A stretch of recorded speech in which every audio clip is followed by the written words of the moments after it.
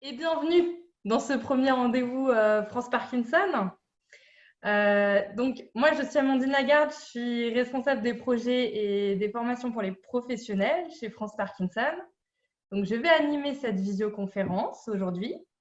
Et donc, je vous propose maintenant de commencer ce premier rendez-vous de France Parkinson, celui de ce jour qui porte sur le sujet anxiété, stress et maladie de Parkinson, comment y faire face. Donc, un sujet bien sûr qui est d'actualité. Et pour nous éclairer sur cette question, j'ai le plaisir donc d'accueillir et d'avoir comme invité Mylène Meyer, qui est neuropsychologue au CHU de Nancy, CHU qui est également centre expert Parkinson. Bonjour Mylène. Bonjour Amandine, bonjour à toutes et à tous. Donc je remercie déjà Amandine et puis bien sûr France Parkinson pour m'avoir invitée à parler de cette thématique très importante qui est l'anxiété dans la maladie de Parkinson et tout particulièrement dans cette période assez compliquée que nous traversons en ce moment liée à l'épidémie de Covid-19 qui engendre effectivement une certaine anxiété chez la plupart des personnes, qu'on ait ou pas une maladie de Parkinson d'ailleurs. Alors effectivement, je suis neuropsychologue au Centre Expert Parkinson. Ça fait un peu plus d'une dizaine d'années que je travaille dans le service de neurologie du CHU de Nancy auprès de personnes qui ont des maladies de Parkinson ou des syndromes apparentés. Au départ, donc j'ai cette formation de neuropsychologue et puis au fur et à mesure de mes rencontres avec les patients et puis de mon cheminement clinique, finalement, je me suis formée à une thérapie qu'on appelle la thérapie comportementale et cognitive. Et puis là, plus récemment, je suis en train de me former à l'hypnose, puisqu'en fait, c'est une démarche de notre service, dans notre centre expert Parkinson. Les neurologues ainsi que les neuropsychologues s'y forment conjointement afin de proposer une prise en charge bien plus complète aux patients que nous prenons en charge ici. Voilà, donc d'où mon intérêt pour cette problématique de l'anxiété dans la maladie de Parkinson. Merci beaucoup. Alors, justement, sur ce sujet de l'anxiété et dans la maladie de Parkinson, l'une des premières questions qu'on peut se poser, c'est concrètement déjà, c'est quoi l'anxiété? Oui, effectivement. Alors l'anxiété, déjà, il faut préciser que c'est quelque chose qui est normal et qui est complètement adaptatif chez l'être humain. C'est un sentiment ou une sensation qui se base sur l'émotion de peur. L'anxiété, elle a pour fonction de jouer le rôle de signal d'alarme. Donc, c'est un signal d'alarme qui nous préviendrait d'un danger potentiel afin que notre corps puisse se préparer à réagir de manière adaptée. Alors, typiquement, très théoriquement, on dirait face à un danger, soit je fuis, soit je décide de l'affronter. Dans une situation qui génère de l'anxiété, en principe, ça va se passer comme ça. On va avoir cette émotion de peur qui va le plus souvent s'accompagner de sensations physiques désagréables. Peut-être l'impression que le cœur bat à 1000 à l'heure, l'impression de trembler, l'impression d'avoir des vertiges, d'avoir une boule dans la gorge ou une boule dans l'estomac, comme on dit. Ces sensations désagréables vont donner lieu aussi à des pensées particulières. Je ne vais pas arriver à m'en sortir dans cette situation-là. Oh là là, la situation dépasse mes capacités, je ne vais pas y arriver du tout, c'est une catastrophe. Et donc, forcément, ça va engendrer un comportement, comme je le disais, soit je décide de fuir, soit je décide d'affronter cette situation qui génère de la peur chez moi. Alors, pour prendre un exemple très concret, en début d'après-midi, j'étais un petit peu anxieuse, c'est vrai. J'avais l'impression que toutes mes pensées se bousculaient dans ma tête, un peu à la manière d'une boule à neige. Vous savez, quand on la retourne là et que toutes les paillettes se dispatchent un petit peu partout. Donc, cette impression de ne pas réussir à réfléchir, je me suis dit, oh là là, je bégaye, je tremble, je ne vais pas y arriver. J'avais l'impression d'être oppressée, j'avais un petit peu mal au ventre, etc. Donc, ça, c'était mes sensations physiques. Puis, je me suis dit, bon, finalement, réfléchis, Mylène, c'est pas la première fois que tu fais ce genre de choses. Tu as déjà fait des conférences, tu as déjà parlé devant des personnes. Là, c'est un petit peu différent, c'est sûr, parce qu'on est via une webcam, mais finalement, le principe est le même. Donc, tu as déjà réussi à le faire. Tu pourras le faire encore une fois. Donc, vous voyez bien, finalement, le cheminement entre cette émotion au départ qui va générer des sensations physiques désagréables, des pensées souvent négatives ou catastrophiques, en fait des pensées anxieuses, Et puis un comportement. Alors finalement, à cette webconférence, qu'est-ce que je fais? J'y vais ou j'y vais pas? Donc voilà pour l'anxiété. Si on résume, cette anxiété, cette peur, finalement, elles se mettent en place de manière quasi automatique face à la détection d'un danger qui est potentiel. Et ça via une petite structure cérébrale qui s'appelle l'amygdale, qui va détecter ce danger potentiel. Et puis finalement, dans un second temps et en parallèle, on va avoir recours à d'autres fonctions, d'autres réseaux cognitifs qui vont déterminer si ce danger est réel ou pas. Déjà, est-ce que c'était vraiment dangereux pour moi de vous parler aujourd'hui au travers de cette webconférence ou pas? Est-ce que ça mettait en péril ma vie ou pas? Donc, ça va détecter le degré de danger et puis préparer le type de réponse que je vais apporter. Est-ce que je vais y assister à cette conférence ou est-ce que je vais me porter malade? Voilà. Merci déjà de cette explication. Alors, effectivement, nous sommes tous parfois anxieux. C'est un ressenti normal et nécessaire dans certaines situations. Alors, qu'est-ce qui fait que l'anxiété, à un moment, devient pathologique? Effectivement. L'anxiété, c'est quelque chose de normal, comme je le disais, quelque chose d'adaptatif. Si on prend l'image que c'est un mécanisme d'alarme qui nous permet de détecter un danger et de préparer notre comportement, on pourrait se dire que c'est finalement l'alarme incendie qu'on a tous chez soi dans nos domiciles. Et en fait, quand l'anxiété devient pathologique, et bien finalement, ce serait comme si ce système d'alarme était déréglé. Et puis finalement, il détectait des dangers trop souvent. Et aussi, surtout, dans des situations où il n'y a pas de danger effectif, dans des contextes où il n'y en a pas. Comme si finalement nos petites structures, nos petites amygdales, elles étaient déréglées et qu'elles fonctionnaient en hyperactivité, en voyant du danger partout. Et que ce feedback cognitif dont je vous parlais tout à l'heure, qui nous permet de déterminer s'il y a danger réel et puis quel type de réponse je vais pouvoir apporter, comme si ce feedback cognitif ne fonctionnait pas bien, il ne pouvait pas jouer son rôle à ce moment-là pour tempérer cette émotion de peur et cette anxiété. Donc finalement, dans ces situations-là, en cas d'anxiété pathologique, si je suis anxieux, j'ai donc le sentiment de ne pas pouvoir prévoir ce qui va être menaçant pour moi. Je vais voir un petit peu du danger partout et je vais avoir l'impression de ne pas pouvoir contrôler ces situations dans lesquelles il y a potentiel danger. Et ça va s'accompagner donc au niveau physique d'une sorte d'état de tension, de sorte d'état d'hypervigilance où on va finalement chercher le danger un petit peu partout. Et au niveau comportemental, la plupart du temps, ça va induire des comportements de type évitement. Je vais éviter la situation qui me fait craindre un danger, qui me met en difficulté ou qui me fait peur. Alors, on a justement, pardon Mylène de t'interrompre, Oui. mais on a la question que signifie anxiété pathologique? C'est anxiété excessive, c'est anxiété qui amène à des comportements Oui, c'est ça. par exemple. Tu devances ma phrase suivante, en fait. C'est du coup quand l'anxiété déborde, qu'elle devient plus fréquente, dans beaucoup plus de contextes variés et qu'on a beaucoup plus de mal à la contrôler lorsqu'elle se met en place. Donc, une anxiété qui va monter, ce sentiment de peur, de sensation physique désagréable, qui va monter très vite et qui va rester en plateau très longtemps et surtout, ça va diffuser à plein de sphères de la vie quotidienne. Finalement, j'aurais peur sans être en danger, mais un petit peu partout ou tout le temps. En psychiatrie, on distingue différents types d'anxiété, puisqu'en fait, là, on parle de l'anxiété en général, mais il y a différents types d'anxiété. Je ne vais pas tous vous les énumérer. Je vais simplement axer sur ceux qui me semblent les plus fréquents dans les maladies de Parkinson. Tout d'abord, il y a ce qu'on appelle le trouble d'anxiété généralisée, où là, en fait, c'est en gros la maladie des inquiétudes. Je vais passer mon temps à m'inquiéter pour tout et pour rien. Mes inquiétudes vont porter dans de très nombreuses sphères de ma vie quotidienne. Je vais m'inquiéter tout le temps pour mes enfants, mes petits-enfants, pour mon travail, pour quelque chose qui se passe à la maison, pour l'alarme incendie qui a sonné ce matin juste pour m'avertir que les piles étaient vides, etc. Et tout ça va prendre des proportions assez importantes. Et finalement, je vais avoir beaucoup de mal à me défaire de ces inquiétudes récurrentes et puis trop fréquentes. en particulier dans la maladie de Parkinson, ces troubles d'anxiété généralisée vont se manifester par une incapacité ou des difficultés plutôt à prendre de la distance par rapport aux situations qu'on juge à risque. C'est typiquement les blocages qui sont source de forte anxiété chez les personnes, ou la question de la gestion des traitements.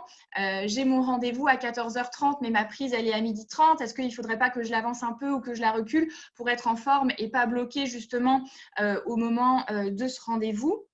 Et puis, on aura aussi une tendance à généraliser, ça fait vraiment partie du trouble d'anxiété généralisée, à généraliser les situations à risque et puis à les anticiper négativement.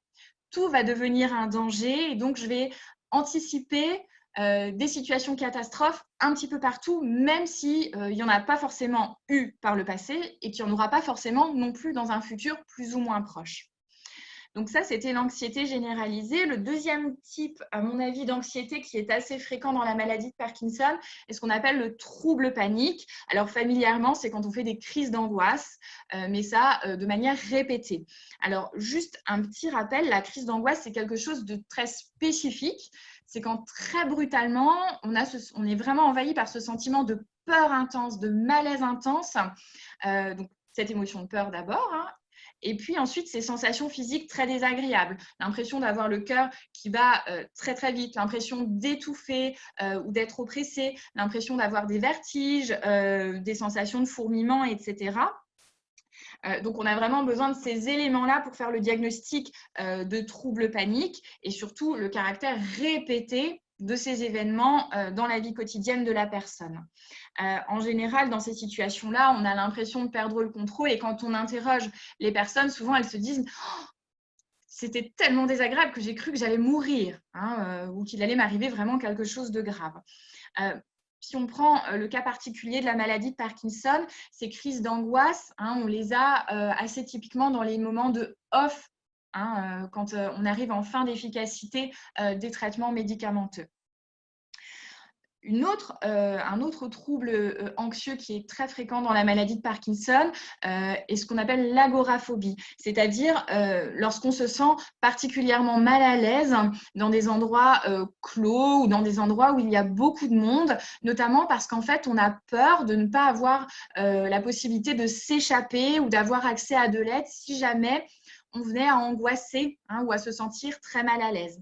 Et donc ça arrive très fréquemment dans les supermarchés, par exemple, dans des endroits où il y a beaucoup de monde, comme les transports en commun, ou alors des concerts, par exemple. Et ça peut également arriver sur l'autoroute, puisque typiquement sur l'autoroute, on est un petit peu enfermé dans ces deux voies avec beaucoup de gens qui circulent très vite. Donc cette impression de ne pas pouvoir contrôler, encore une fois.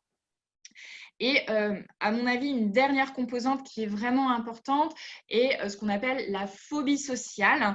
Alors ça, la phobie sociale, c'est très schématiquement quand on est un peu timide, maladif, qu'on a très très peur de parler aux gens, d'être un peu le centre de l'attention, de parler devant un groupe de personnes, etc.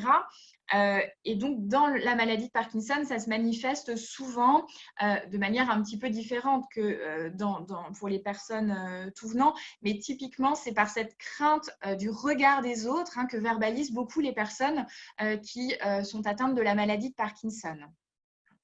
Voilà, donc en gros, on a de manière, encore une fois, vraiment très schématique, ces 4 diagnostics de troubles anxieux qui peuvent être vraiment retrouvés de manière un petit peu adaptée parce que la maladie de Parkinson est très particulière, est une pathologie vraiment très spécifique, mais on retrouve ces troubles anxieux de manière assez fréquente.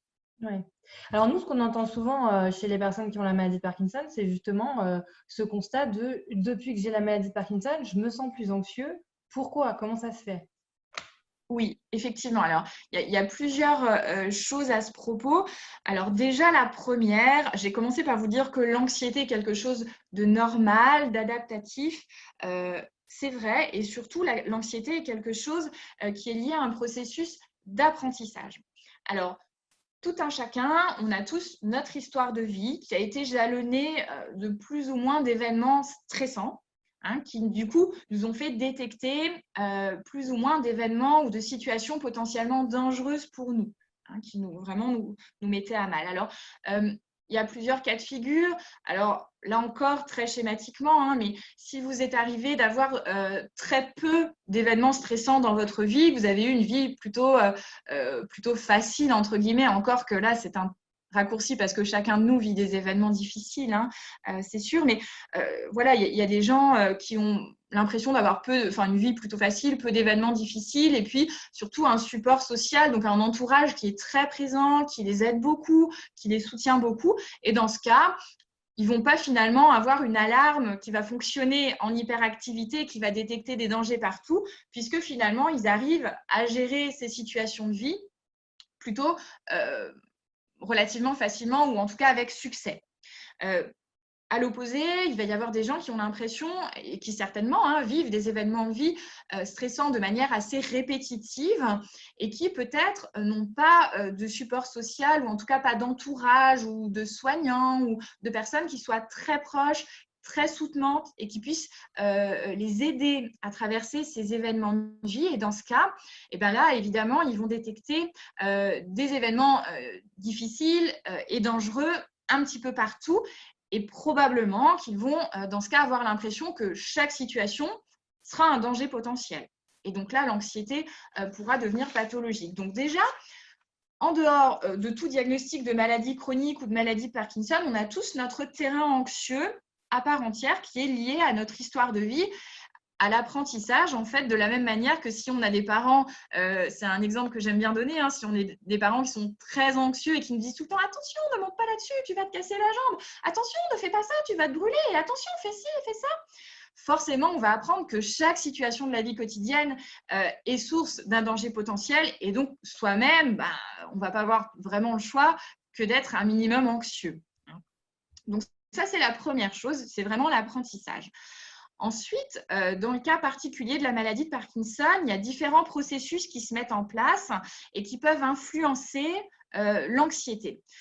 Moi, j'en ai détecté, j'en ai dénombré 3, mais probablement qu'il y en a d'autres. Et ça, c'est des réflexions à propos des patients que j'ai vus, de ce que j'ai pu lire, etc. Alors, la première chose qui me semble vraiment fondamentale, c'est déjà à quel point la maladie de Parkinson, elle va impacter la vie quotidienne des personnes. Parce que, effectivement, c'est une maladie qui est chronique. On sait qu'une fois qu'on nous annonce ce diagnostic, on va l'avoir jusqu'à la fin de notre vie. Et on sait aussi que c'est une maladie qui est dégénérative, donc qui évolue dans le temps. Et en fait, au moment où on vous annonce cette maladie, nous soignants, on n'a pas de boule de cristal pour vous dire, dans 2 ans, vous en serez là de votre maladie, dans 10 ans, vous en serez là et vous serez dans telle ou telle situation. Donc, il y a vraiment ce caractère assez imprévisible de la maladie qui va être source de crainte et d'anxiété pour l'avenir. Il y a aussi une deuxième chose par rapport à l'impact de la maladie de Parkinson dans la vie quotidienne, c'est notamment ces fluctuations de on et de off médicamenteux, puisque effectivement la succession de ces on et off à un moment donné de la maladie va faire qu'on va avoir moins la capacité de prévoir notre état moteur et puis non moteur aussi, et donc de pouvoir prévoir ce qu'on va faire dans notre vie quotidienne finalement. Et donc, cette impression d'avoir peu de contrôle sur sa vie, sur les choses, et ce caractère imprévisible va être très important et puis effectivement va être générateur d'angoisse, d'anxiété. De ce fait, par ce caractère vraiment imprévisible, on va avoir une participation dans les activités de la vie quotidienne qui va être plus difficile. Et puis finalement, c'est ce que les gens nous rapportent beaucoup, les choses qu'on avait l'habitude de faire deviennent de plus en plus compliquées. Et donc de devoir se défaire de la possibilité de ces activités occupationnelles ou sociales est aussi source d'anxiété. Parce que si je ne peux plus faire ce que je fais à un moment donné, qu'est-ce que je vais devenir? Est-ce que je vais pouvoir embrayer sur d'autres activités ou pas?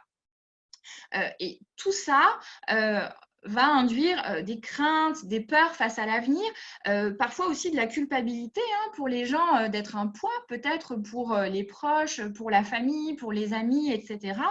Et puis, il y a cette notion, je parlais tout à l'heure du regard des autres, il y a cette notion d'image de soi.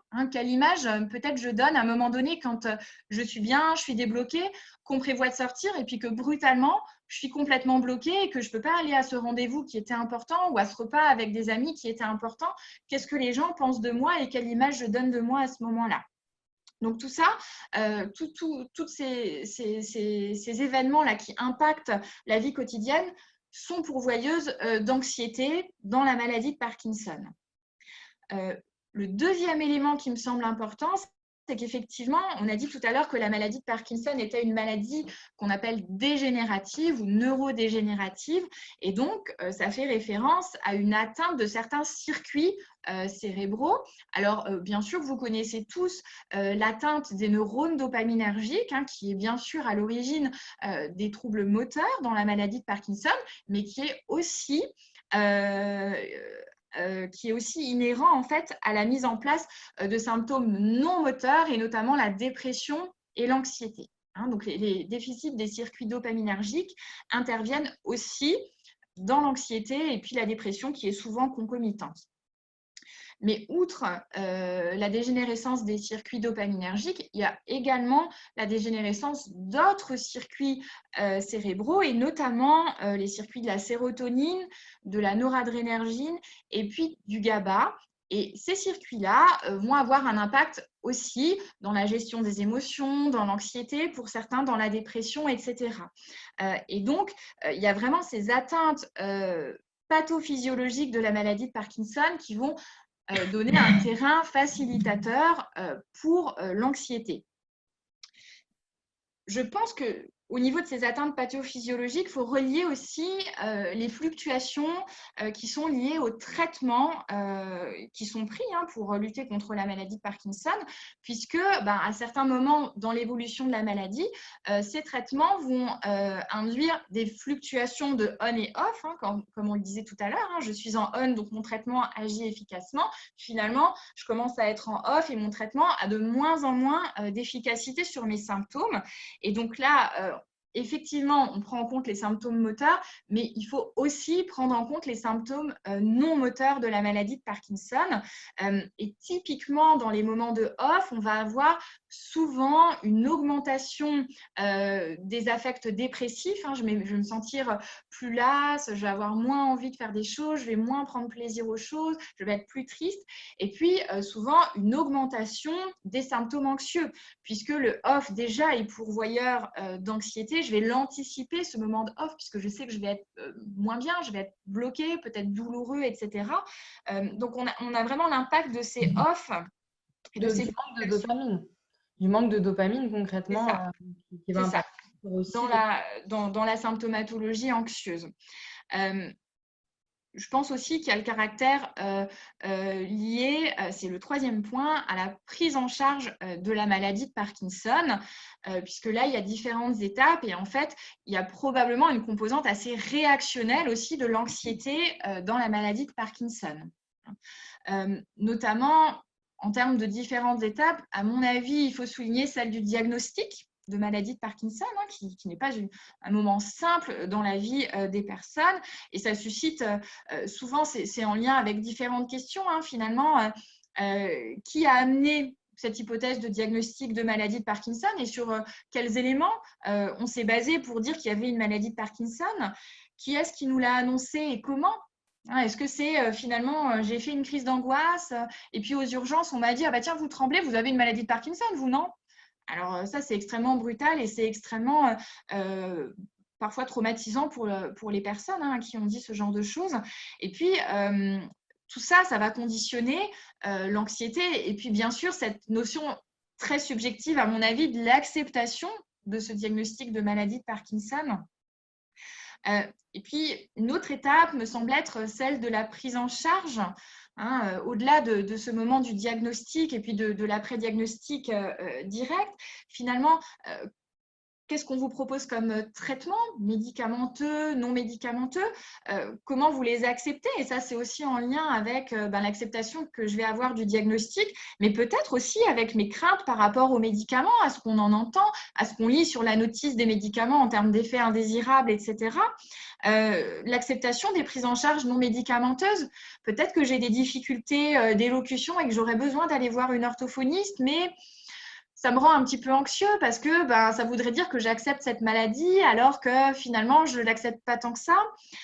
Et puis aussi, et ça me semble vraiment important, les possibilités que l'on a d'accès aux professionnels de soins parce qu'effectivement, en fonction de l'endroit où on vit, on n'a pas forcément accès à tous les professionnels, pas forcément accès facilement à des professionnels parce que peut-être qu'il n'y en a pas beaucoup, qu'il y a des listes d'attente qui sont très longues et qu'au moment où on aurait besoin de certaines prises en charge, on ne peut peut-être pas y prétendre immédiatement.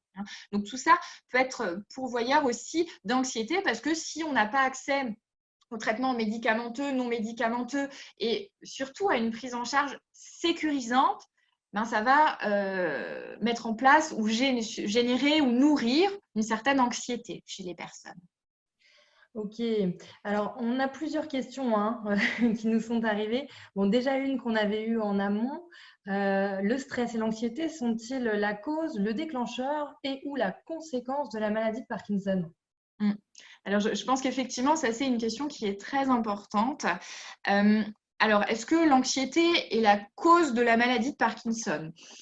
Je ne suis pas sûre parce que si on faisait un lien très rapide, ça voudrait dire que chaque personne qui a un ou des troubles anxieux, forcément, développerait une maladie de Parkinson à un moment donné. Donc, je ne suis pas sûre qu'il y ait un lien de causalité aussi rapide qui puisse être fait.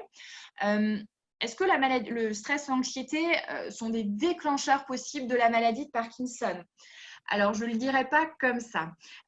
Souvent, au moment où on fait le diagnostic de maladie de Parkinson, c'est-à-dire qu'il y a des symptômes en général moteurs qui vont faire évoquer cette hypothèse diagnostique, ça veut dire que la maladie de Parkinson, elle évolue déjà en amont depuis un certain nombre d'années.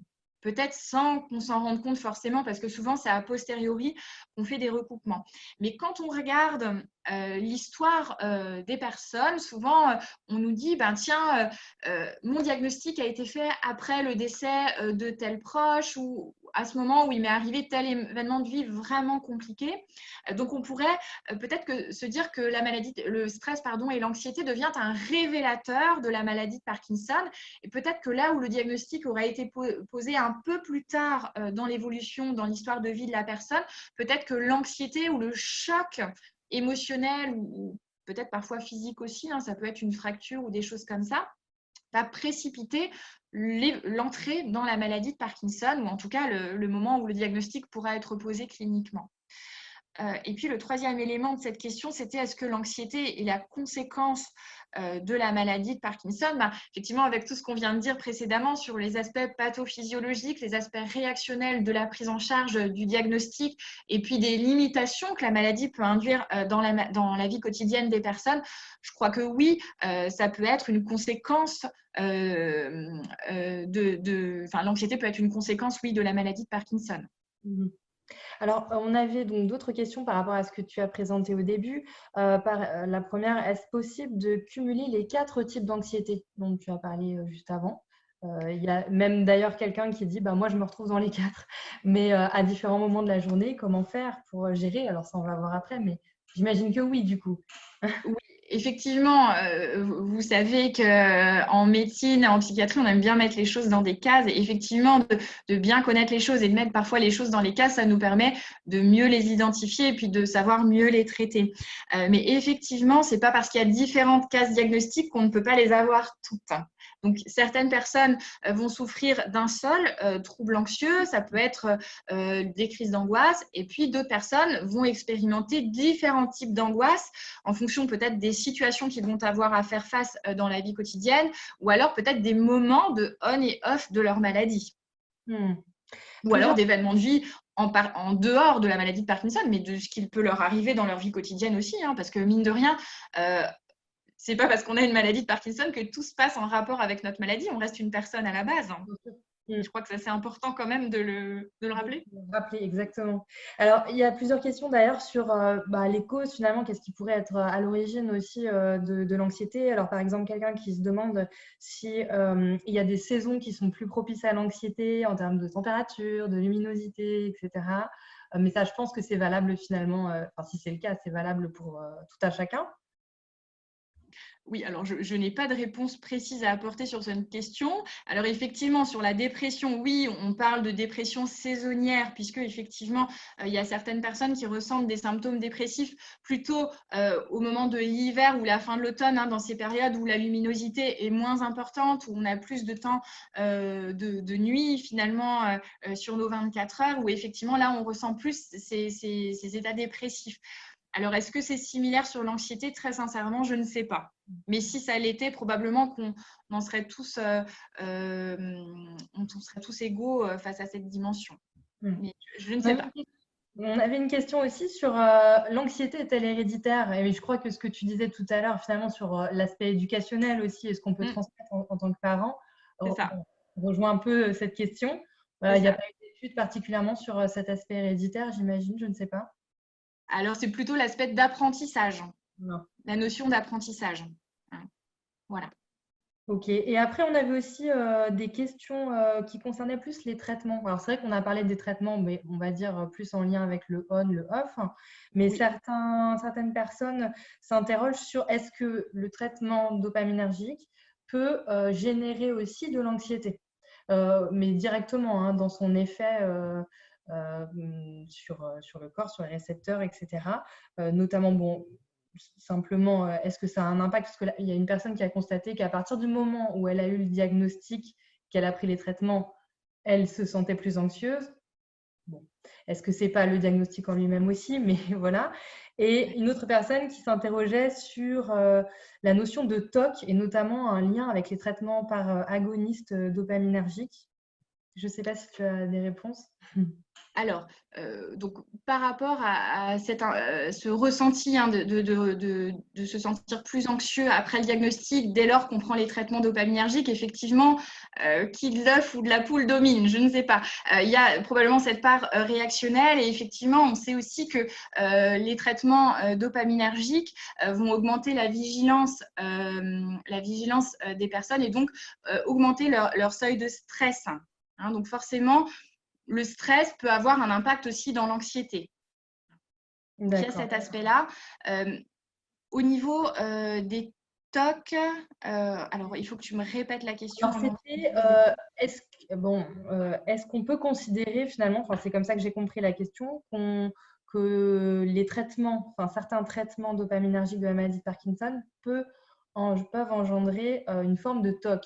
Alors, sachant que les TOC, c'est quand même différent. Moi, je comprends ce que veut dire la personne, mais il ne s'agit pas de TOC, en tout cas quand c'est provoqué par un agoniste. Ouais, alors les TOC, c'est un diagnostic anxieux, un autre diagnostic anxieux très particulier qui joint deux notions fondamentales. D'abord, c'est les obsessions, puisqu'en fait, TOC, ça veut dire trouble obsessionnel compulsif, donc des obsessions. J'ai quelque chose qui m'obsède, par exemple, j'ai très peur de contracter un virus mortel et d'en mourir. Et la deuxième chose, c'est les compulsions. Donc, pour me protéger de ce virus mortel, je vais avoir des compulsions, des comportements comme me laver les mains 50 fois par heure, ne plus sortir de chez moi, désinfecter mon intérieur 10 fois par jour, etc. D'accord ? Donc, les TOC sont des choses très particulières. Alors, est-ce que les agonistes peuvent générer des TOC? Très sincèrement, je ne sais pas. Mais est-ce que derrière cette question, il y a ce besoin ou parfois ce comportement pseudo-obsessionnel que peuvent avoir les personnes de bien prendre leur traitement régulièrement à heure fixe pour éviter les situations de blocage ou les situations de malaise? Est-ce que c'est ça qui était entendu derrière? Mais en tout cas, est-ce que agoniste induit des TOC à proprement parler hein, au sens du diagnostic psychiatrique? Je ne sais pas. Alors, je crois, précise un peu, elle dit, je voulais savoir si les TOC faisaient partie des troubles anxieux typiques de Parkinson et elle sous-entendait les problèmes d'obsession dans le sens des addictions en fait, des addictions qui sont provoquées par les traitements dopaminergiques. Oui, alors je ne crois pas que les TOC soient des comorbidités, hein, c'est comme ça qu'on dit, très fréquentes, ou en tout cas les plus fréquentes de la maladie de Parkinson, sinon je vous en aurais parlé précédemment. Simplement, effectivement, on pourrait se dire, et pour le grand nombre des personnes que je rencontre, ont une personnalité plutôt obsessionnel. Alors, vous voyez que je mets des guillemets parce que ce n'est pas au sens psychiatrique du terme, mais c'est au sens un peu une forme de rigidité. Parce que l'expérience de cette maladie avec ce caractère imprévisible va faire que si on ne prend pas ces médicaments de manière régulière, etc., eh ben, on va vivre des situations de malaise plus répétées que si on les prend de manière régulière. Donc, on va avoir un peu certaines formes d'obsession, entre guillemets, à les prendre de manière très régulière, à heure fixe, ainsi que le neurologue nous l'a prescrit d'ailleurs, et ça c'est très bien parce qu'on compte sur cette observance pour que les on-off moteurs et non moteurs soient les mieux régulés. Voilà, donc quelques éléments pour répondre à la question. Ouais. Dernière petite question et après on va poursuivre, mais qui était plus, je pense, une précision. Une personne qui demande qu'est-ce que le GABA dont tu as parlé tout à l'heure. Oui. J'en ai parlé tout à l'heure, effectivement. Alors, le GABA, c'est effectivement une petite hormone qui fait partie de l'un de nos circuits cérébraux et qui est impliquée dans l'anxiété. Et notamment, la plupart des médicaments anxiolytiques qu'on peut proposer pour gérer l'anxiété va se baser sur la régulation de ces circuits du GABA. Et alors, GABA, c'est un acronyme qui veut dire acide gamma-aminobutyrique. Donc un nom très compliqué, et c'est pour ça qu'on utilise plutôt l'acronyme. Voilà. Merci beaucoup. Alors, du coup, pour continuer, comment l'anxiété et le stress impactent la maladie de Parkinson concrètement? Oui, donc on a déjà dit un certain nombre de choses, un certain nombre d'éléments. Alors on considère qu'il y a à peu près 40% de personnes qui ont un diagnostic de maladie de Parkinson qui présenteraient un ou plusieurs troubles anxieux au sens du DSM-5, donc qui est notre référent pour les diagnostics psychiatriques. Mais ce chiffre est extrêmement variable puisque, en fait, dans notre manière de diagnostiquer l'anxiété, on peut avoir un recoupement entre certains symptômes parkinsoniens et certains symptômes anxieux. Par exemple, je vais vous donner l'exemple de tout à l'heure, avant cette conférence, avant de commencer à parler, j'avais un petit peu mal au ventre, etc. Typiquement, les personnes qui ont une maladie de Parkinson peuvent avoir des problèmes digestifs, de gastroparésie, de ballonnement, de constipation, etc. Or, ce sont également des symptômes fréquents dans l'anxiété.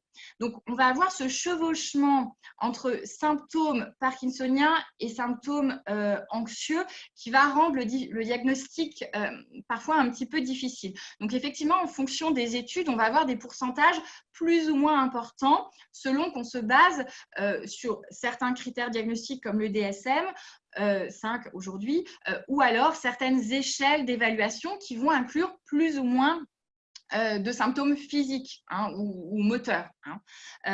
Du coup, très récemment, parce que c'est quand même si ça remonte un petit peu, en 2014, il y a une équipe internationale, un groupe d'experts en fait, qui a travaillé sur cette question-là, puisque à peu près 2 ans avant, on s'était beaucoup posé la question, on avait beaucoup réfléchi à la concordance entre nos critères diagnostiques psychiatriques et la maladie de Parkinson, puisqu'il y a ce chevauchement de symptômes parkinsoniens et de symptômes psychiatriques qui est très fréquent et qui rend le diagnostic difficile. Et donc, à partir de quand dit-on qu'une personne présente un symptôme anxieux ou dépressif ou apathique, puisque finalement, ce questionnement est le même dans ces dimensions-là? Ou alors, est-ce que c'est simplement l'expression de la maladie? Et donc, en 2014, il y a ce groupe d'experts qui a travaillé sur une échelle qu'on utilise maintenant en centre expert qui s'appelle la Parkinson Anxiety Scale, la PASS, et qu'on utilise et qui finalement contourne ce problème de chevauchement et qui n'adresse plus que les diagnostics de troubles anxieux les principaux que je vous avais cités tout à l'heure, l'anxiété généralisée, le trouble panique et puis certains comportements d'évitement comme la phobie sociale, donc la crainte du regard des autres, des comportements de type agoraphobie ou des phobies spécifiques. Typiquement, j'ai très peur des araignées et dès que je vois une araignée, je saute sur mon bureau parce que j'en ai très peur.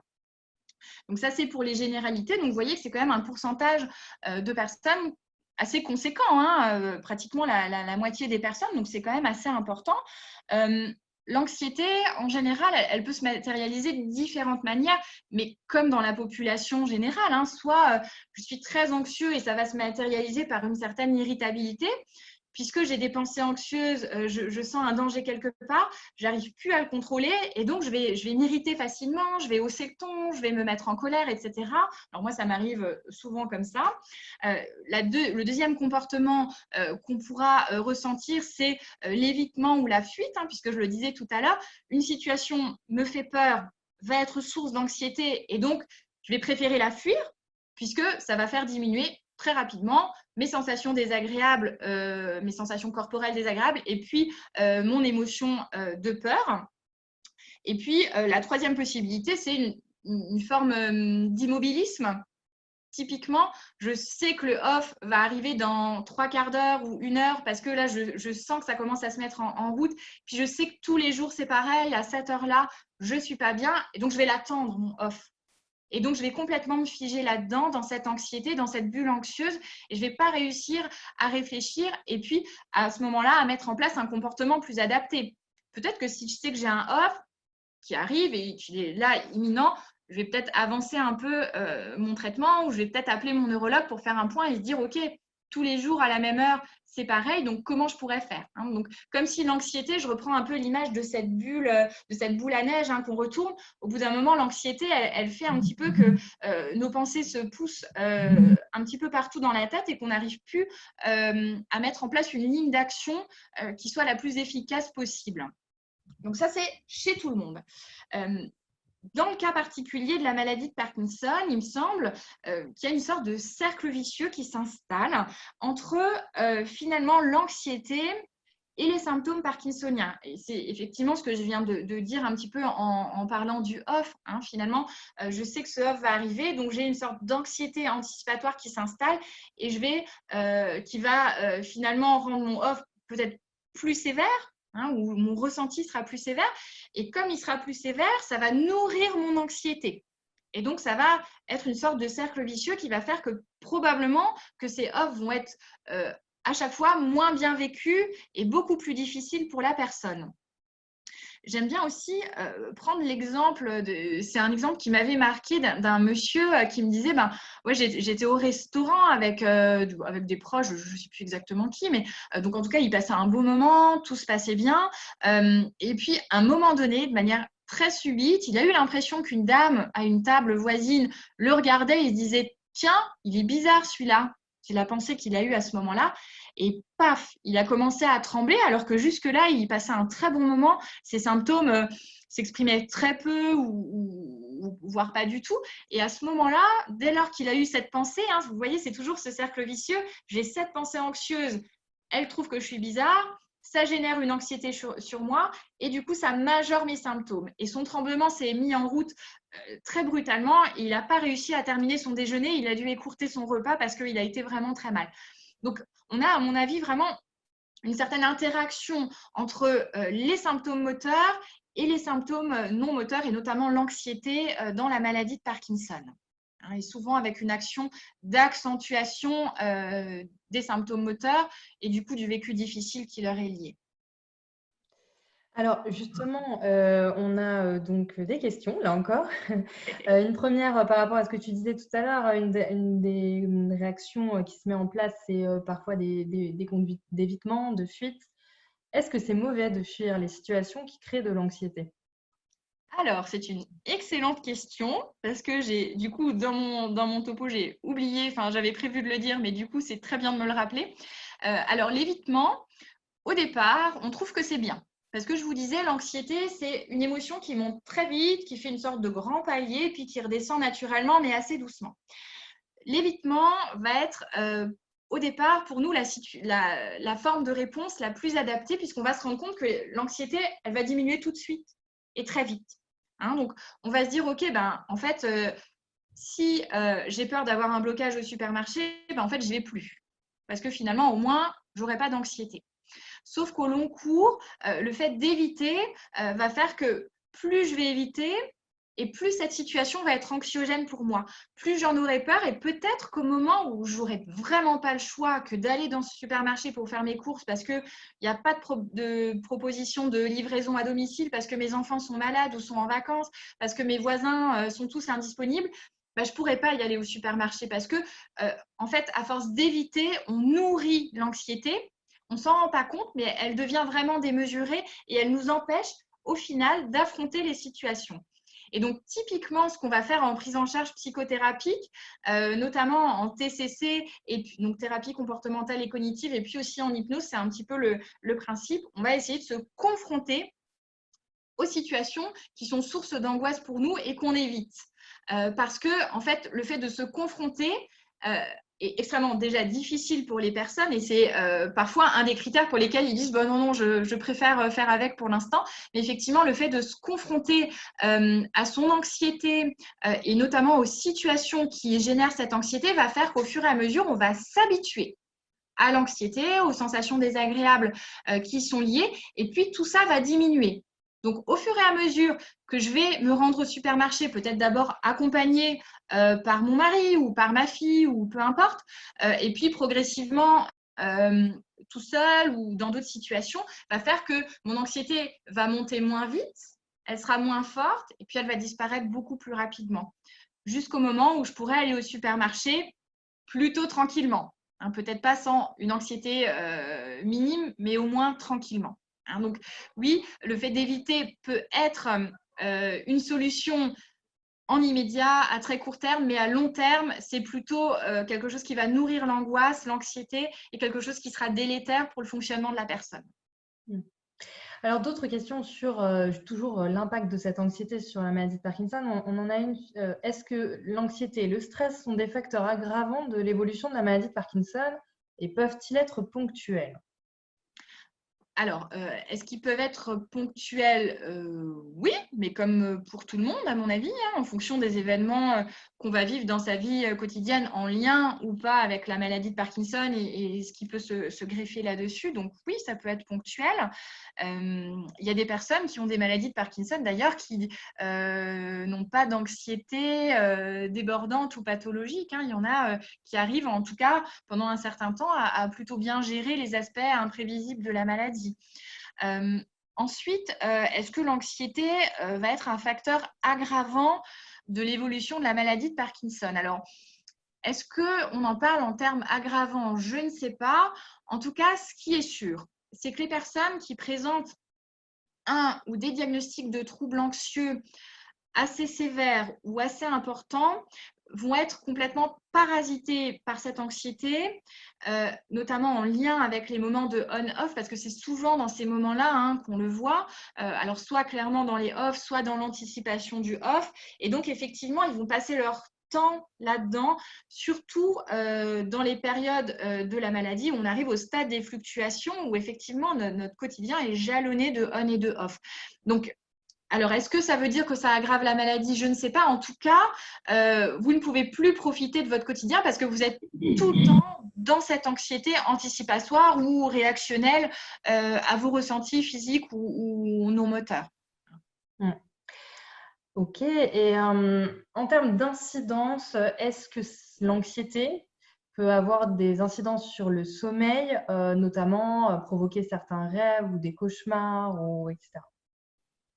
Oui, effectivement. Alors, déjà, de base, chez tout un chacun, dans les périodes de vie où on est plus anxieux parce qu'il nous arrive tel ou tel événement qui nous fait un petit peu peur, et souvent, on remarque que notre sommeil est un petit peu parasité. Alors, ça peut être, par exemple, des difficultés à s'endormir parce qu'en fait, on va avoir tout un tas de pensées anxieuses qui vont nous parasiter. Et finalement, quand on est anxieux et que cette machine se met en route, on a un petit peu de mal à la contrôler et on va envisager les 500 scénarios catastrophes possibles qui pourraient nous arriver et donc ça va nous empêcher de nous endormir. Ça peut effectivement aussi se matérialiser par des cauchemars, mais comme chez tout un chacun.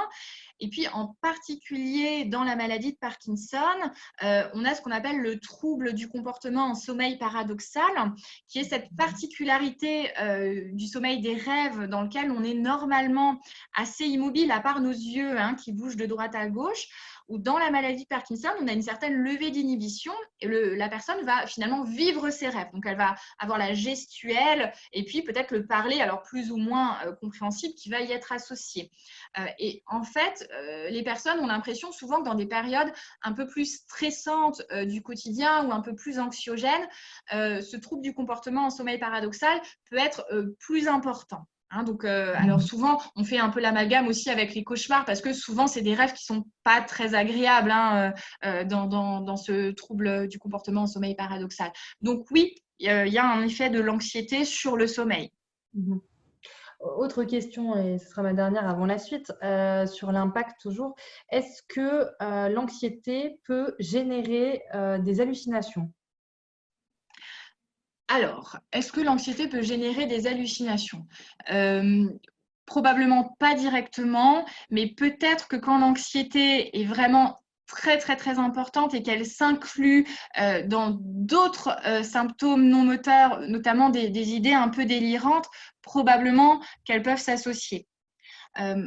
Après, au niveau des hallucinations, la plupart du temps dans la maladie de Parkinson, elles sont assez peu anxiogènes. Si on prend la question à l'envers, elles sont assez peu anxiogènes pour les personnes, la plupart du temps, puisqu'en fait, ils se rendent bien compte, ils critiquent bien les gens, ils se rendent bien compte que l'ombre qui passe ou la sensation de présence n'est pas réelle.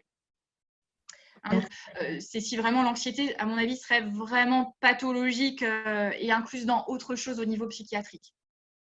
D'accord, merci. Alors, pour continuer, bon, la question que tout le monde se pose, et c'est arrivé pas mal dans le chat, c'est qu'est-ce qu'on peut faire pour lutter contre cette anxiété et ce stress? Ben oui, effectivement, c'est vraiment la question fondamentale. Donc, alors, je pense que ça se joue à deux niveaux. À mon avis, il y a un certain nombre de choses que chacun peut faire chez soi, dans sa vie quotidienne, et ça rejoint un peu une certaine hygiène de vie en fait qu'on pourrait avoir pour gérer cette anxiété qui serait présente, mais pas forcément non plus complètement pathologique et complètement envahissante. Alors, ça peut, alors vraiment, ça dépend des personnes, mais il y a des gens qui ont très bien accroché avec la relaxation, d'autres ça va être la sophrologie, d'autres ça va être le yoga ou simplement l'exercice physique. Il y a quelque chose qui me stresse un peu, qui me rend un peu anxieux, je vais aller courir ou je vais aller laver ma voiture, voilà. Ce genre d'activité simple. Et il y a bien sûr tous les exercices de respiration contrôlée qu'on apprend évidemment en sophrologie ou autres, qui sont extrêmement efficaces quand à ce moment où on sent l'anxiété qui monte en flèche.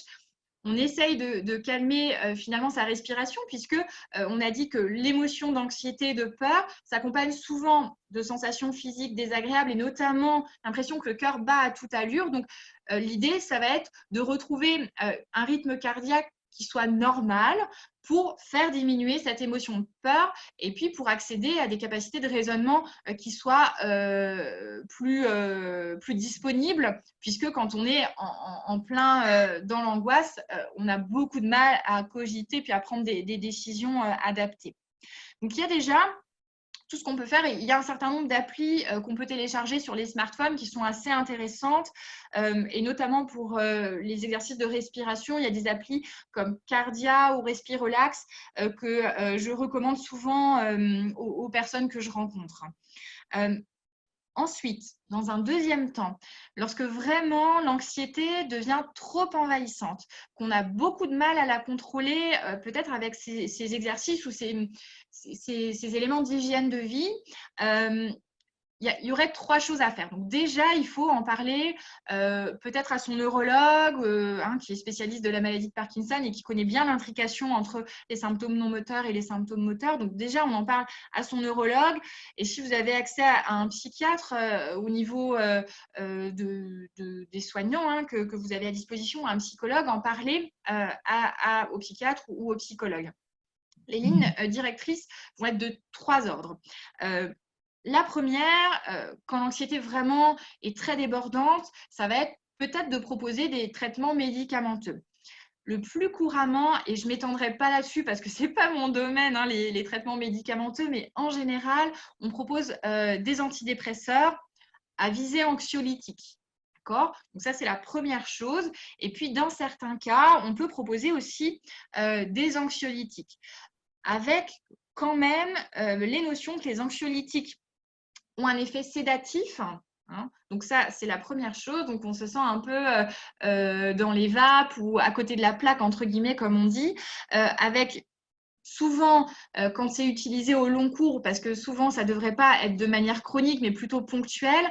Donc, ça peut avoir un effet sur la mémoire, la concentration, et puis un effet d'accoutumance. Hein, puisque, voilà, ce qu'il faut vraiment faire attention dans la prescription d'anxiolytiques, c'est comment on le prescrit et pourquoi, et comment on prévoit de l'arrêter. Normalement, c'est quelque chose de ponctuel. Ça, c'est la première chose, le traitement médicamenteux. La deuxième, ça va être la prise en charge non médicamenteuse. Alors pour ça, il y a plusieurs techniques qui sont vraiment intéressantes. Alors il y a évidemment les thérapies comportementales et cognitives hein, qui sont validées scientifiquement pour les troubles anxieux. Il y a l'hypnose, il y a la méditation de pleine conscience, il y a tout un tas d'approches psychothérapiques, je ne vais pas toutes les citer, mais il y en a un très grand nombre. Et en fait, vraiment, l'intérêt de ces techniques, c'est que ça va vous apprendre des outils pour gérer cette anxiété. Sur le plan de la gestion des émotions d'une part, des sensations physiques qui y sont associées, mais aussi de toute cette mise en place de ces pensées anxieuses qui se déroulent quand je suis anxieux et comment je dois faire pour les contrôler au mieux et pour rationaliser ma pensée. Parce que tout l'enjeu, c'est ça. À un moment donné, une fois que j'ai calmé mon rythme respiratoire, comment je fais pour que ma pensée redevienne à nouveau rationnelle, ancrée dans l'ici et maintenant et dans du concret. Finalement, quand on est anxieux, je disais tout à l'heure, on envisage les 500 scénarios catastrophes qui pourraient nous arriver. A posteriori, quand on regarde, finalement, il y en a 499, voire les 500 qui ne se sont pas produits dans la réalité. Hein, donc, on voit que souvent, on perd de l'énergie. Donc, l'enjeu, ça va être de contenir les réactions émotionnelles, de les contrôler mieux et puis de contenir aussi nos pensées pour les remettre plutôt dans la raison. Voilà, moi, je suis formée au TCC à l'hypnose, donc je trouve que ça a un intérêt réel et pour le voir auprès des patients qu'on suit ici à Nancy, je trouve que c'est vraiment très intéressant. Je pense que vous aurez envie de me dire et laquelle on privilégierait de toutes ces techniques. Je ne sais pas quoi vous répondre, je pense que c'est du bon sens, que peut-être qu'à un moment donné de sa vie, on choisira l'une technique, à un autre moment une autre. Peut-être que ça dépend aussi de l'accès aux professionnels de soins qu'on va pouvoir avoir par chez soi. Je ne crois pas qu'il y ait une technique qui soit plus intéressante qu'une autre. Ça dépend comment vous allez finalement adhérer à la technique et comment vous allez réussir à vous approprier les outils qu'on va vous donner. Je pense vraiment, en particulier à une patiente vraiment que j'ai suivie pendant un certain temps. Alors, on s'était vu une première fois, parce que je la connais depuis vraiment un certain nombre d'années maintenant, il y a au moins 2 ans, je pense qu'on avait déjà discuté, elle avait plusieurs troubles anxieux, on en avait beaucoup discuté, mais elle n'était pas tout à fait prête à démarrer une prise en charge parce qu'effectivement, la notion d'exposition à ce qui lui faisait peur, à son anxiété, aux situations qui mettaient en jeu cette anxiété, était trop difficile pour elle. Et puis finalement, il y a eu un déclic il y a 18 mois et puis on s'est rencontrés. Ce qui est important aussi, c'est qu'on n'a pas eu besoin de faire beaucoup de séances. En fait, on en a fait à peu près une dizaine, en gros. Et ça a été extrêmement fonctionnel parce qu'elle était vraiment motivée pour affronter ses peurs et elle s'est extrêmement bien approprié les outils. Finalement, moi, je n'ai pas fait grand-chose, mais elle a vraiment bien compris ce que c'était l'anxiété, comment fonctionnait l'anxiété. Et elle a réussi à mettre en place tous les outils, enfin la plupart en tout cas, que je lui avais proposés. Et finalement, elle est devenue extrêmement autonome face à la gestion de ces situations qui lui posaient des problèmes. Et alors, notamment, j'ai été vraiment surprise parce que par rapport à cette situation d'épidémie du Covid-19 qui, normalement, aurait été une situation qui aurait dû la plonger dans une panique totale, elle a été extrêmement sereine parce qu'elle a réussi vraiment d'une part, à diminuer, à contrôler son sentiment de peur et d'anxiété, et puis à contrôler aussi le flux de ses pensées anxieuses. Et du coup, voilà, pour le coup, ça a été vraiment très intéressant.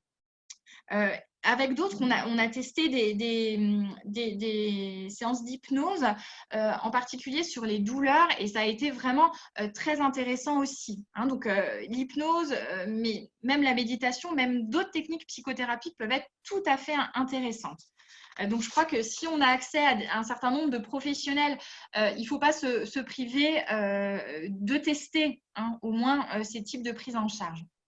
Et puis, le dernier type de prise en charge que j'aurais envie de souligner, parce que c'est vraiment quelque chose qu'on essaye de mettre en place dans la plupart des centres experts depuis un certain nombre d'années, c'est l'éducation thérapeutique. Puisque finalement, ce que je vous disais avec cette patiente, elle a bien compris comment fonctionne l'anxiété et comment contrôler ces symptômes anxieux. C'est vraiment quelque chose de fondamental. Plus je connais ma maladie ou mon symptôme, pardon, et plus je sais prévoir quand il va arriver, et puis surtout le contrôler au moment où ça arrivera. Donc, je crois que c'est vraiment les 3 pistes importantes: médicamenteuse, non médicamenteuse, et puis l'éducation thérapeutique. Alors, effectivement, on a eu beaucoup de questions, hein, tu t'en doutes, sur comment faire, quelle technique, quelle est la bonne technique, et avec des suggestions de différentes techniques. Alors, la méditation de pleine conscience, effectivement. On a eu technique d'autosuggestion, auto-hypnose, la cohérence cardiaque. Bon, voilà, beaucoup de choses qui sortent. Et aussi, le fait de prendre, par exemple, certains types de tisanes, etc. Je pense que, enfin, si j'ai bien compris, mais c'est toi qui vas répondre, mais a priori, finalement, il n'y a pas une technique à privilégier. C'est ce vers quoi on a envie d'aller et ce qui est efficace pour nous, finalement, pour gérer cette anxiété. C'est ça. C'est ça. Et je pense particulièrement à un patient qui est assez anxieux. On lui a proposé les TCC, on lui a proposé l'hypnose, les outils de cohérence cardiaque et tout ça. Lui, son truc, c'est faire du sport. Et pour l'instant, il arrive à gérer comme ça. Donc, en fait, vraiment, on est tous différents par rapport à ça, mais comme plein d'autres domaines de la vie quotidienne. Et chacun pourra trouver un ou plusieurs outils qui lui conviennent. Si je reprends l'exemple de cette patiente que j'avais suivie, en fait, on a d'abord travaillé avec des outils comportementaux, donc travailler la cohérence cardiaque, la gestion de la respiration, etc. Ensuite, on a travaillé des outils plutôt cognitifs, je gère mes pensées. Puis, on a travaillé plutôt en hypnose, mais sur du coup d'autres dimensions, puisqu'elle était plutôt tranquille du point de vue anxieux. Donc, on a plutôt géré d'autres dimensions comme les douleurs. Donc, on peut piocher aussi des choses dans plusieurs techniques différentes, hein, ce n'est pas interdit. Et d'ailleurs, la plupart de ces techniques ont un fondement commun qui est le fait d'apporter du bien-être à la personne et de retrouver une certaine maîtrise, une certaine compétence dans la gestion des symptômes, là où la maladie de Parkinson, quand même, en enlève beaucoup, hein, puisque ce caractère imprévisible va faire qu'on a l'impression d'être moins efficient dans la gestion de son corps et parfois de son mental aussi. Oui. Alors, il y a une personne qui nous dit ces techniques imposent une lenteur et un calme inverse à l'hyperactivité parfois qui est due au traitement. Il y a de nombreuses personnes malades qui ont du mal à être dans des techniques justement où un peu de lâcher prise, un peu de relaxation, etc. Et ça rejoint peut-être une autre question. Alors moi, je me permets de faire le pont. Tu me diras si je fais bien. Sur l'activité physique, est-ce que l'activité physique, tu en as parlé un petit peu, peut aider à gérer cette anxiété aussi. Finalement, ça peut être une modalité aussi pour des personnes qui auraient plus de mal à aller vers des techniques vraiment de bien-être, relaxation, etc. L'activité physique, en plus d'être très bénéfique pour les aspects moteurs, comme on l'a déjà dit, vu dans d'autres conférences, c'est une technique qui peut être aussi très bien. Voilà, l'activité physique peut être vraiment intéressante, notamment avec cette notion de défouloir. Hein, je vais aller défouler un peu tout ce trop-plein d'énergie qui n'est pas toujours très positive et que j'ai en moi et que j'ai besoin de faire sortir finalement. Et donc, peut-être plutôt que de l'exprimer par de l'anxiété, la faire s'exprimer par du sport peut être adapté. Alors, effectivement, il y a un certain nombre de personnes qui ont du mal à se mettre dans des exercices de cohérence cardiaque, etc., parce que ça impose une temporalité, on va dire, qui est différente de ce qu'on ressent quand on est anxieux. Quand on est anxieux, typiquement, on a le cœur qui bat à 1000 à l'heure, puis nous, on vous demande de ralentir votre rythme cardiaque. Donc, peut-être que des fois, ça peut passer, et en hypnose, c'est ce qu'on essaye de faire quand une personne commence à faire une crise d'angoisse ou qu'elle est en train de faire une crise d'angoisse, et bien déjà, on va la rejoindre dans sa temporalité à elle. On va lui parler plus vite. On va essayer de respirer comme elle, à son rythme, une sorte de mimétisme pour se mettre avec elle et pour pouvoir progressivement l'accompagner à diminuer son rythme cardiaque et revenir finalement ici et maintenant à un rythme plus calme et du coup une anxiété qui va être tempérée. Mais effectivement, les exercices de cohérence cardiaque ne correspondent pas à tout le monde. Il y a des gens qui ont du mal à faire ce genre de choses, mais parce qu'encore une fois, on est vraiment tous différents par rapport à ça. Et peut-être qu'il y a des moments où on est plus dispo pour le faire. Voilà. Mais il y a des gens chez qui on y arrive moins bien. Oui, c'est vrai. Ok, bon, alors je te propose qu'on poursuive puisqu'on a déjà plus d'une heure ensemble, là, ça fait plus d'une heure. Et donc, on va essayer de rester dans le timing. Une question qu'on avait un peu abordée ensemble aussi, c'est est-ce qu'il y a des recherches en cours sur les traitements non médicamenteux de l'anxiété dans la maladie de Parkinson? Oui, effectivement. Alors, c'est vrai que ces dernières années, on considère beaucoup dans la prise en charge de la maladie de Parkinson les aspects non moteurs et notamment ces aspects d'anxiété, d'apathie, de dépression et de troubles du contrôle des impulsions aussi, qui font partie des symptômes non moteurs et qui sont extrêmement invalidants pour les personnes qui en souffrent. Donc effectivement, de notre point de vue de soignant, on a l'impression que les techniques non médicamenteuses type TCC, hypnose, méditation, etc. sont extrêmement fonctionnelles avec beaucoup de nos patients, mais effectivement, on a besoin dans cette démarche scientifique de faire effectivement des recherches à plus grande échelle sur un plus grand nombre de patients et pas que des cas cliniques sur 2-3 patients qu'on aime bien et qu'on suit souvent et qui finalement sont réceptifs à la plupart des choses qu'on nous propose. Donc vraiment des études avec des méthodologies qui sont rigoureuses, qui sont bien sûr scientifiques et où on a un grand nombre de patients pour pouvoir généraliser ces données-là. Donc oui. Bonne nouvelle alors. Du coup, ça me fait rebondir parce que ça me fait penser à une chose, effectivement. Alors oui, on teste ces techniques psychothérapiques de visu avec les patients dans nos services. Et il y a un champ aussi qui commence à se dessiner ces derniers temps sur les prises en charge via une interface, notamment via Internet, puisque, alors, tout particulièrement là pendant la période du confinement, on y a été confronté, on n'a pas pu se voir physiquement, donc il a fallu adapter nos prises en charge.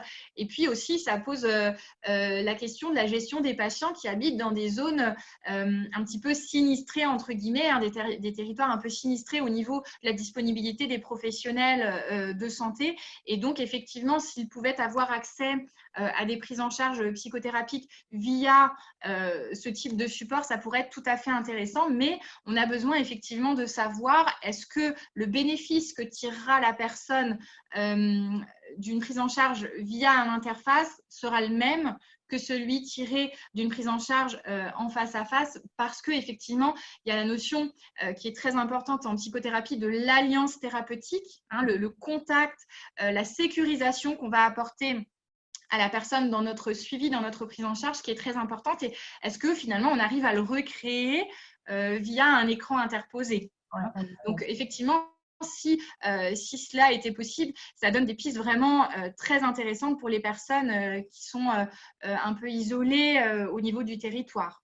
C'est le cas d'ailleurs au Canada où on fonctionne beaucoup comme ça, ou aux États-Unis où effectivement les distances à parcourir sont extrêmement longues pour aller dans les cliniques et autres. Oui, Voilà. tout à fait. Alors, bon, effectivement, la prise en charge en psychothérapie, ça paraît être effectivement une bonne option aussi pour lutter contre cette anxiété quand elle devient très, très envahissante. Tu as parlé de cette prise en charge de manière générale, la prise en charge aussi à distance qui est en train d'être, qui va être évaluée. Et bon, je voulais quand même rappeler que nous, chez France Parkinson, on a aussi la possibilité d'aider certaines personnes malades à accéder justement à du soutien psychologique, qu'il soit en présentiel. Alors ça, évidemment, c'était avant la situation qu'on vit actuellement. Ça commence à repartir un petit peu les prises en charge en présentiel, mais avec voilà, toutes les restrictions et conditions parfois très contraignantes qu'on connaît. Mais on l'avait aussi prévu dès avant cette crise. On avait aussi prévu la possibilité de l'accès à ce type de soutien psychologique pris en charge par France Parkinson sur un certain nombre de séances à distance, donc via effectivement des applications comme on utilise là, ou Skype ou autres. Parce qu'on sait qu'effectivement, toutes les personnes malades peuvent avoir besoin à un moment donné effectivement d'un soutien, peuvent avoir envie d'être dans cette démarche, mais n'ont pas forcément à côté, à proximité, des professionnels, des psychologues qui connaissent et proposent des prises en charge peut-être aussi spécifiquement par rapport à certains types de troubles dans la maladie de Parkinson, psychologique, je parle. Donc voilà, on est aussi dans ces réflexions de pouvoir donner accès au plus grand nombre via également la possibilité de cette prise en charge à distance. Tout à fait. Voilà, donc un certain nombre de patients m'en parlent, donc le relais est bien fait aussi en région par France Parkinson. Oui. Voilà, donc on a mis en place ça, on a développé des journées auxquelles d'ailleurs tu as bien gentiment accepté d'intervenir aussi auprès de tes confrères et consoeurs pour sensibiliser aussi les psychologues sur la maladie de Parkinson. Donc voilà, on poursuit ce travail, il est encore en cours. Si certains d'entre vous sont intéressés, vous pouvez contacter ma collègue Alix Vier qui s'occupe de ce projet via l'adresse mail soutien@franceparkinson.fr. Je tenais quand même à le redire. On arrive à la fin de cette conférence qui était vraiment passionnante. Merci beaucoup, Mylène. Merci à tous. Au revoir. Au revoir.